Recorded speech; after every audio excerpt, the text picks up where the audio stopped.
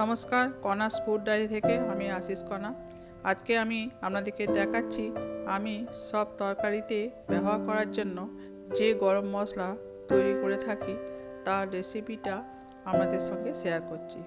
তার জন্য লাগছে জায়ফল, জয়ত্রী, স্টার অ্যানিস, সামরিচ, কাবাব চিনি, লবঙ্গ, ছোটো এলাচ, বড় এলাচ, দারচিনি আর সাজিরে।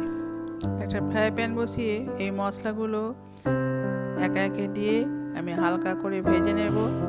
তারপর মশলাটা ঠান্ডা হয়ে গেলে মিক্সিতে গুঁড়িয়ে একটা এয়ারটাইট কন্টেনারে রেখে দেব। যে কোনো নিরামিষ কিংবা আমিষ তরকারিতে এই মশলা দিলে খুবই ভালো হয়।